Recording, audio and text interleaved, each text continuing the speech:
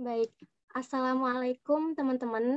Aku Intan Pramesti Cahyani dan selamat datang di acara Polusi Podcast Kemenlu seputar mahasiswa. Nah, teman-teman, di sini kita bakalan kehadiran seorang bintang tamu yang sangat luar biasa nih teman-teman. Beliau adalah award beasiswa di Korea Selatan yaitu GKS teman-teman atau Global Korean Scholarship dengan jurusan film, television, dan multimedia, teman-teman. Nah, di samping itu, beliau juga telah mendapatkan beasiswa 4 tahun penuh di Universitas Mercu Buana yang ada di Indonesia nih, teman-teman. Nah, keren banget kan, teman-teman, udah beasiswa di universitas yang ada di Indonesia, beasiswa universitas yang ada di Korea Selatan. Pastinya kalian sudah tidak sabar dan sudah tidak sabar untuk ketemu siapa bintang tamu kita kali ini ya teman-teman. Nah, langsung saja kita panggil bintang tamu kita sapa teman-teman, yaitu Kak Vira. Halo Kak Vira, sudah bisa terhubung Kak? Halo, suara aku kedengeran nggak? Iya Kak, kedengeran. Oke. Nah, Kak Vira sekarang. Halo semuanya.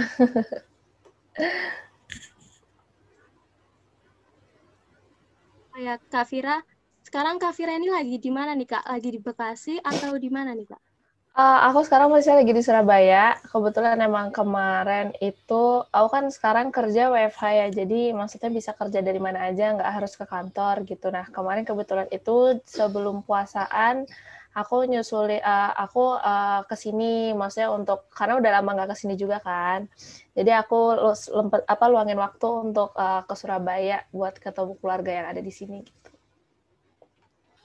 Wah, berarti Kak Vira ini kan sebelum sudah menyelesaikan pendidikan nih Kak, tapi Iya. tinggal nunggu wisuda ya Kak ya. Wah, Iya, keren bener. sekali nih teman-teman. Jadi Kak Vira ini sudah mendapatkan pekerjaan sebelum wisuda nih teman-teman. Benar-benar sepatu kebanggaan Kak ya. Iya, Nah, alhamdulillah ya, Bang. Kak Vira, aku mau ngucapin terima kasih nih untuk Kak Vira karena sudah mau menyempatkan waktu untuk menghadiri acara podcast kali ini nih Kak. Nah, Iya, sama-sama. tema podcast kali ini kita itu bakalan ngulik-ngulik tentang beasiswa yang ada di Korea Selatan ini, Kak. Nah, supaya teman-teman yang di rumah yang ingin kuliah di Korea Selatan bisa mendapatkan berbagai informasi dari podcast kali ini, Kak. Nah, oh ya Kak, aku ada beberapa pertanyaan nih. Langsung saja ya Kak ya, Boleh. kita mulai. Boleh. Nah, yang pertama nih Kak, beasiswa GKS itu seperti apa sih Kak Vira? Bisa dong tolong dijelaskan sedikit gitu Kak? Oke, jadi GKS itu atau Global Korean Scholarship itu memang sebuah scholarship atau beasiswa yang disediakan oleh pemerintah Korea. Dulunya itu namanya KGSP. Kalau teman-teman tahu, perasaan kayak kok dulu namanya ada yang namanya KGSP deh gitu kan. Nah, itu sekarang berubah namanya menjadi GKS atau Global Korean Scholarship. Nah, sebenarnya kalau GKS itu memang disediakan untuk mahasiswa-mahasiswa internasional yang bersekolah atau istilahnya kayak studi di Korea Selatan gitu untuk jenjang dari D3 sampai dari jenjang diploma sampai jenjang profesor atau S3 kayak gitu. Oh, berarti dalam beasiswa ini nggak hanya semester gitu ya Kak, nggak hanya per semester, jadi ada Enggak. jenjang-jenjang Gitu jadi. diploma seperti itu ya Kak ya. Iya, benar. Nah, selanjutnya nih Kak, kalau untuk informasi dari beasiswa GKS ini, kita tuh kira-kira bisa mengakses lewat mana nih Kak? Apakah ada tersedia website tertentu di internet, atau kita bisa mendapatkan informasi dari kampus? Sebenarnya kalau ini menurut pengalaman dulu aku ya, maksudnya pengalaman aku sendiri dulu. Jadi waktu itu memang kampus aku, alhamdulillahnya itu memang bermitra atau bekerja sama dengan beberapa universitas luar negeri, yaitu untuk kebutuhan pertukaran pelajar mahasiswa gitu kan, untuk kebutuhan study exchange. Nah, Kalau untuk beasiswanya sendiri, memang alhamdulillah waktu itu aku ditawarin dari kampus, justru bukan kampus yang di Indonesia, tapi kampus yang ada di Korea, yaitu Sungkyunkwan University, karena memang waktu itu IPK aku itu jauh di atas 3,9 gitu kan. Dan rata-rata memang yang ketika aku tanya ke teman aku untuk mendapatkan tawaran beasiswa tersebut, mereka-mereka yang IPK-nya di atas 3,95 waktu itu. Nah, tapi kalau misalnya mau sendiri, misalnya nih ada teman-teman yang memang setelah lulus kuliah gitu kan, setelah lulus S1, aduh aku mau lanjut S2 nih gitu kan. Aku ada rencana mau lanjut S2, tapi aku mau nyari beasiswa juga, beasiswa GKS. Nah, itu teman-teman bisa cari di website studyinkorea.go.kr. Di situ tuh banyak banget informasi-informasi terkait dengan beasiswa dari fee tuition atau biaya hidup atau berapa jumlah beasiswa yang akan kita dapat sesuai dengan jenjang seperti S1, S2 sampai S3 gitu kan. Terus juga persyaratannya ada apa aja, terus kapan tanggal pendaftaran, terus kapan tanggal pengumuman, itu memang lengkap banget di situ dan disediakan memang untuk pemberitahuan dari scholarship Global Korean Scholarship ini dari GKS ini gitu. Jadi teman-teman mungkin bisa coba mampir ke website studyinkorea.go.kr untuk informasi lebih lanjut dan lebih lengkapnya. Gitu. Wah, terima kasih nih Kak Iya. Vira sudah diberitahu teman-teman kita tentang websitenya. Nah, kemudian nih Kak Vira, aku mau tanya nih, ini suatu pertanyaan yang pastinya bakal ditunggu-tunggu nih sama teman-teman tentang bagaimana sih cara mendaftar GKS ini Kak. Misalkan kalau dokumen ya Kak, dokumen itu apakah kita langsung mengirim ke kantor pusat kedutaan besar di Korea Selatan yang ada di Jakarta, atau kita bisa mengirim langsung ke universitas tujuan kita, Kak. Seperti universitas yang ada di Korea Selatan, seperti itu, Kak. Oke. Aku jelasin skemanya dulu ya. Jadi sebelum aku mendapatkan beasiswa ini, aku sebelumnya memang mendaftar, aku sebelumnya memang dapat tawaran untuk bisa ikut student exchange gitu kan. Aku memang ditawarin dari kampus, Vira, coba kamu ikut ikut pertukaran pelajar ke Korea Selatan gitu. Aku siapin segala macam berkas-berkasnya dari medical check-up, kesehatan gitu kan, sampai surat-surat seperti TOEFL dan segala macamnya. Nah, kemudian itu memang kalau untuk pendaftaran si beasiswa ini aku dapat setelah aku mendapatkan email tentang aku keterima dari Sungkyunkwan University gitu kan. Aku dapat letter of acceptances, terus habis itu baru aku dapat email bahwa aku jadi salah satu calon kandidat untuk penerima si GKS ini. Nah, kalau pribadi aku sendiri, karena memang waktu itu aku sekaligus karena udah keterima di Sungkyunkwan University, terus juga aku sekaligus ditawarin untuk dapat beasiswa juga. Jadi aku tinggal dari GKS-nya memang mengharuskan kita mengirim beberapa dokumen seperti transkrip nilai, terus pokoknya kayak surat perjanjian gitu, terus surat penjelasan tentang diri kita itu seperti apa, niat kita ke Korea itu seperti apa gitu kan, apa yang kita mau kasih setelah kita balik dari Korea itu memang kita harus bikin by dokumen gitu kan. Nah, tapi setelahnya aku nggak perlu ngirim ke embassy untuk persyaratan beasiswa ini, jadi aku cukup kirim email karena memang aku mendapat tawaran. Tapi kalau misalnya teman-teman mendaftar mandiri itu memang harus kasih ke kedutaan besar Korea di Jakarta gitu sih. Jadi bedanya itu memang ada yang ditawarkan, jadi kalau ditawarkan itu memang kita tinggal kirim by email, tapi ada juga yang kita kalau misalnya kita mandiri ingin cari beasiswa itu bisa langsung dikirimkan ke Kedutaan Besar Korea Selatan di Jakarta, tapi sesuai dengan tanggal yang telah ditentukan gitu. Oh, seperti itu ya Kak jadi. Nah, Iya, Kak, untuk perbedaan yang dari kita mengirim dokumen ke kedutaan besar yang ada di Jakarta itu dengan kita mengirim email seperti Kak Vira itu seperti apa Kak? Apakah ada perbedaan yang menentukan Kak? Kalau ya itu tadi ya aku jelasin tuh perbedaan itu memang kalau misalnya aku by email itu karena aku mendapat tawaran. Tapi kalau misalnya mandiri kita niat aku pengen daftar nih, aku pengen lanjut kuliah gitu kan. Ya paling kita memang harus mengirimkan segala dokumen yang dibutuhkan atau yang menjadi persyaratan itu ke embassy gitu.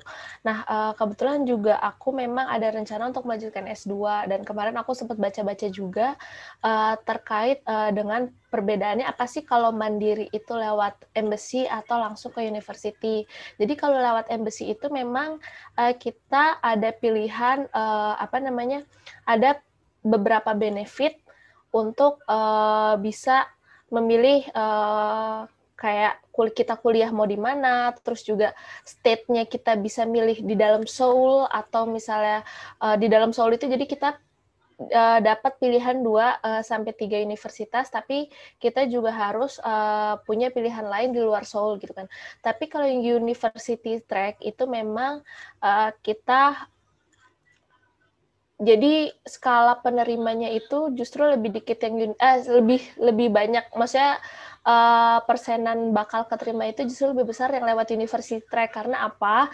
Karena memang untuk pilihan universitasnya itu memang cuma sedikit. Jadi satu di luar Seoul, satu lagi yang di luar Seoul. Tapi karena mungkin memang lebih mudah lewat embassy, jadi itu terserah teman-teman sih nanti apakah teman-teman mau mendaftar lewat embassy atau lewat jalur universitas gitu. Jadi paling kalau misalnya lewat universitas teman-teman harus memang kirim semua dokumen secara offline itu langsung ke universitas yang dituju. Misal kayak teman-teman mau ngambil SNU gitu kan, SNU atau KU gitu kan. Nah itu nanti teman-teman langsung kirim ke dokumen offline yang jadi persyaratan tersebut tuh langsung ke bagian penerimaan mahasiswa di kampus yang dituju kayak gitu. Pas ternyata tetap ada ya Kak perbedaan-perbedaan Iya. antara. Nah Iya Kak, untuk benar.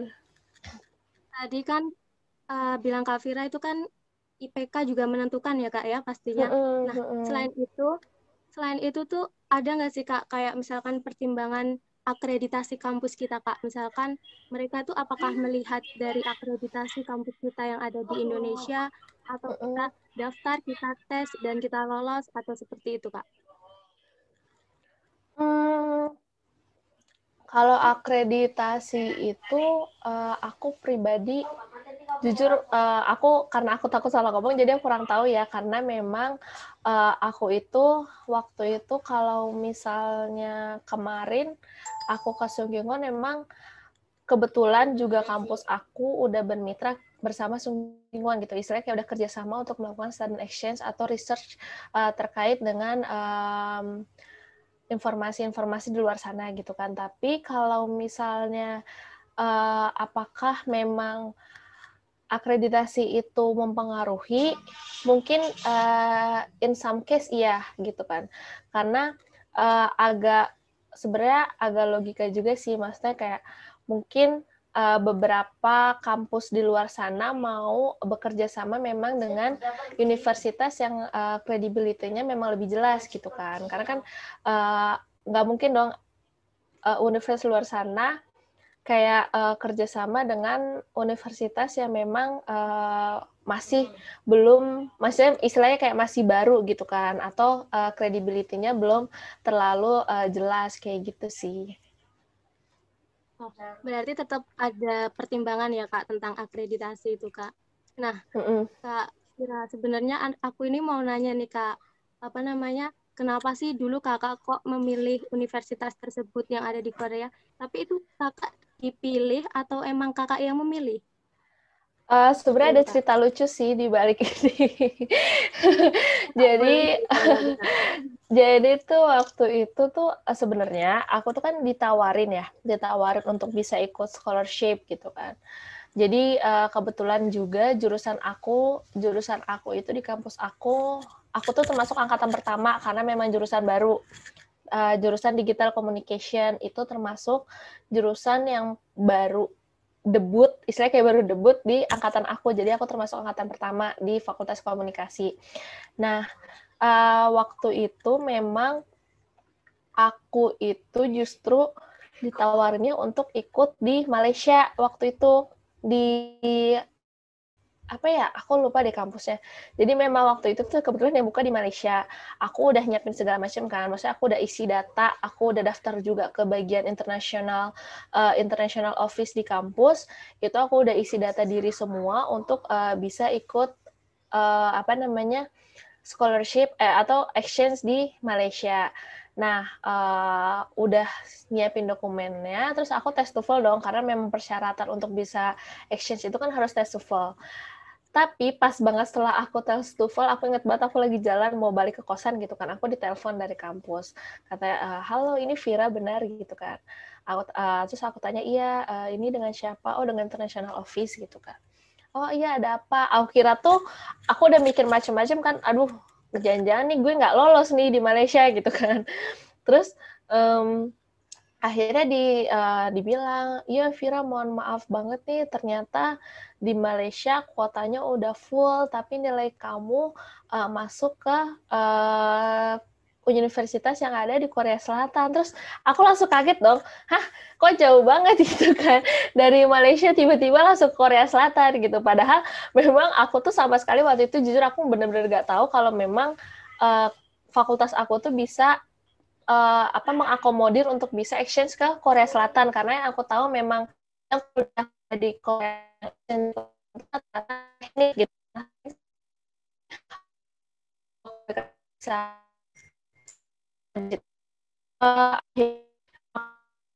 karena memang posisi waktu mikirin biaya hidup gitu kan, aku harus mikirin biaya hidup segala macam, terus aku juga harus mikirin kayak aduh bahasanya gimana nih, karena memang kalau di Malaysia itu kan kita so far kalau misalnya bahasa Inggris kan ya masih bisa agak ada bahasa Melayunya lah ya. Nah, kalau Korea. Halo Kak Vira, mohon maaf ya Halo, Kak, halo. tadi ada gangguan nih. Ya, sorry kayak dari aku ya. Oke. Jadi seperti ini nih Kak. Kalau misalkan daring ya seperti ini nih Kak Ya gangguannya. memang, aduh aku juga kalau WFH juga suka begini kok.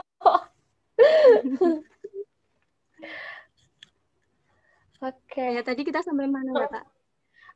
Oh ya, tadi aku sampai itu perubahan dari kampus gitu kan.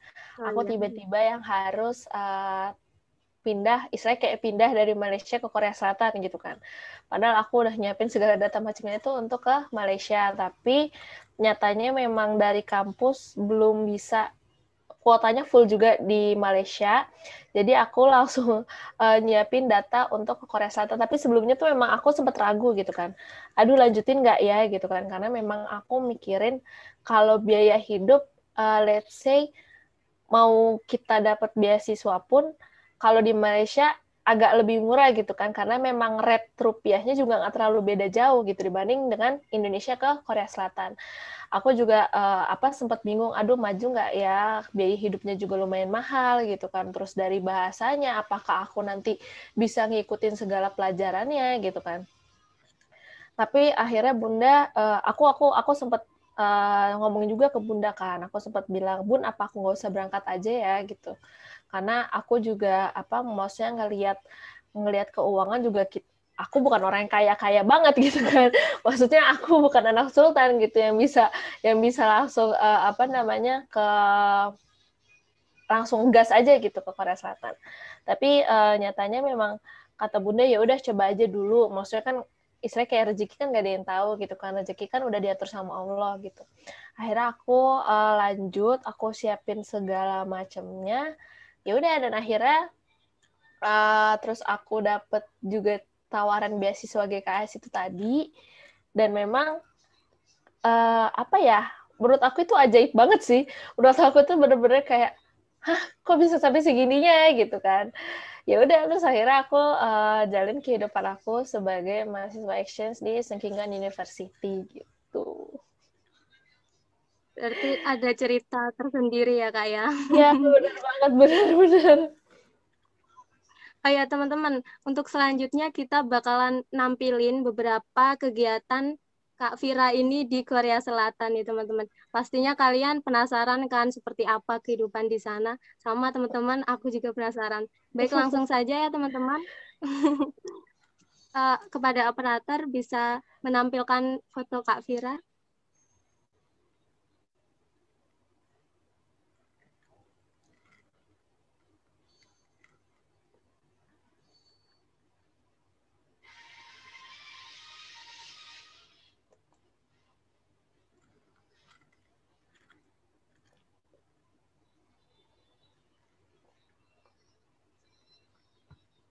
Oh ya, Kak Vira sambil nunggu operator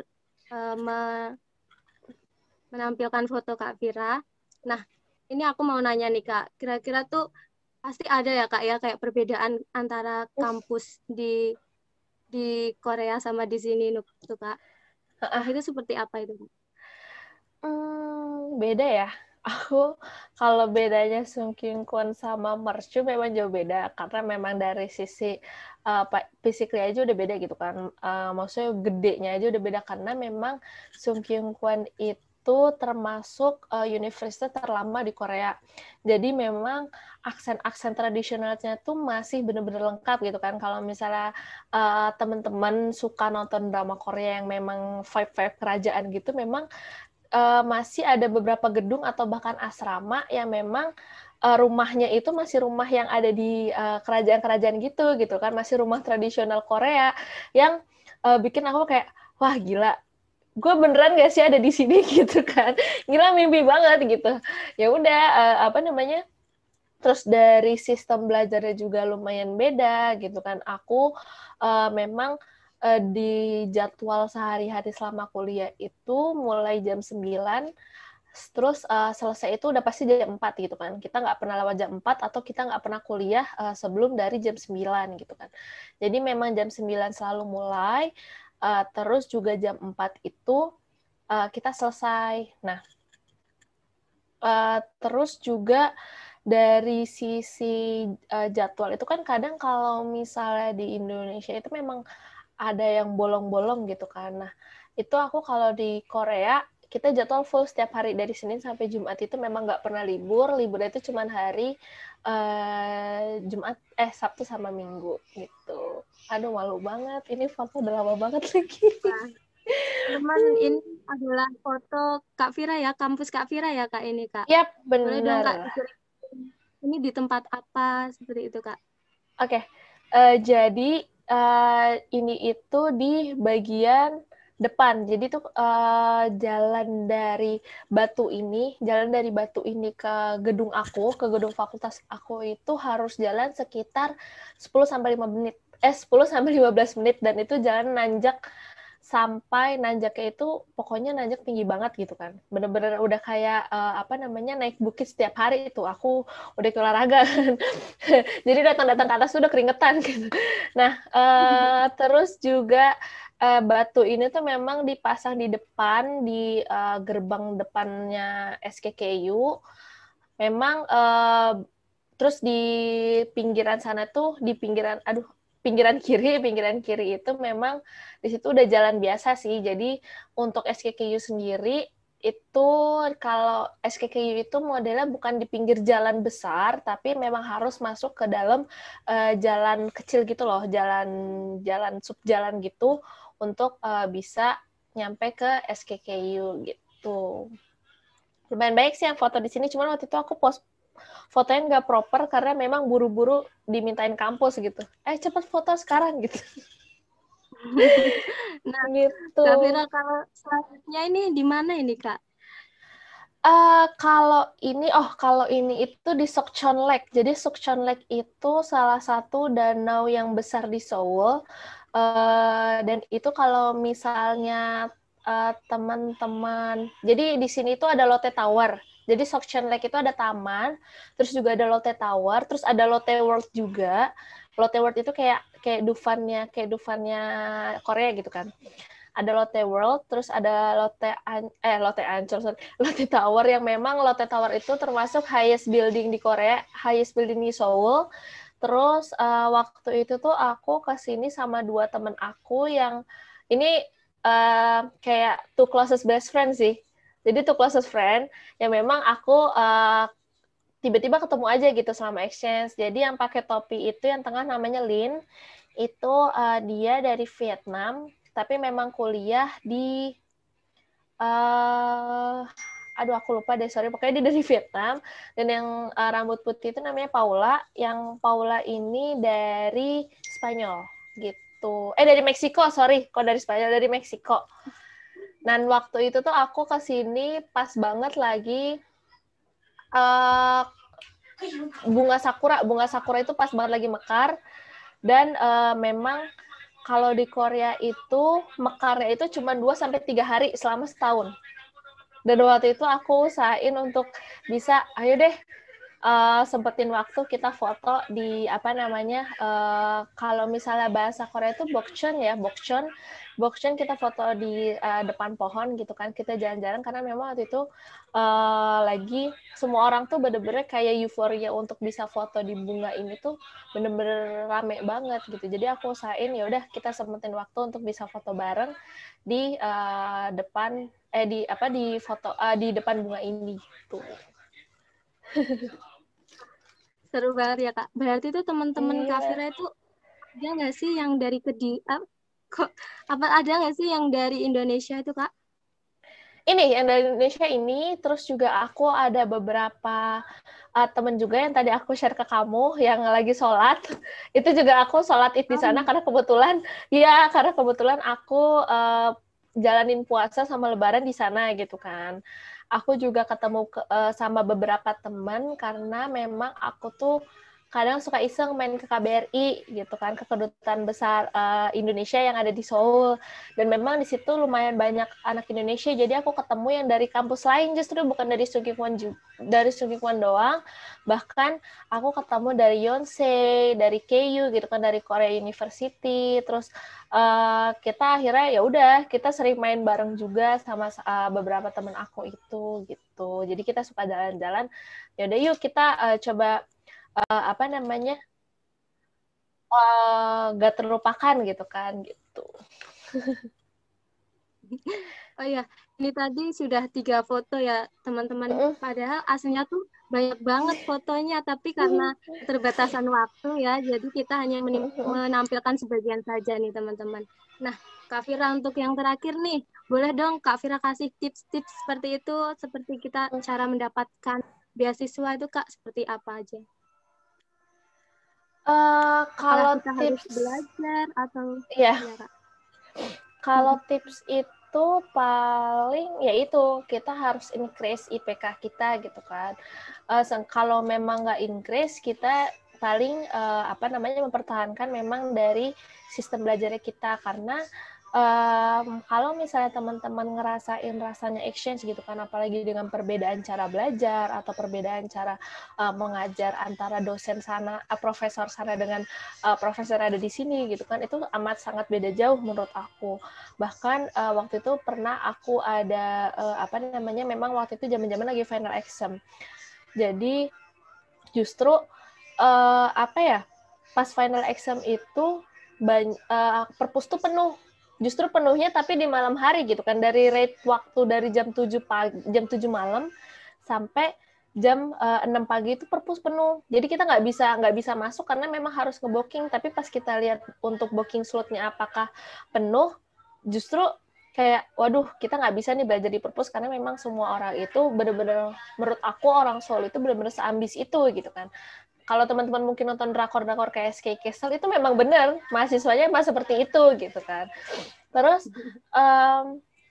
paling memang harus menyesuaikan aja sih, menyesuaikan cara belajar, terus juga memang mempersiapkan, apalagi kalau misalnya teman-teman ngerasa kayak, aduh aku mau exchange nih, berarti aku harus bisa pertama siapin TOEFL gitu kan. Kita harus siapin bahasa itu, apakah memang bahasa Inggris itu digunakan secara 100% di negara yang kita tuju, atau memang harus ada, kita juga harus belajar bahasa ibu gitu kan. Misal kayak teman-teman mungkin mau ke Jepang gitu kan, kita harus belajar bahasa Jepang juga, atau mungkin ada yang mau kemana gitu kan, kita harus belajar bahasa mereka gitu. Nah, itu memang harus dipersiapkan juga. Terus juga kayak dokumen-dokumen penting seperti transkrip nilai gitu.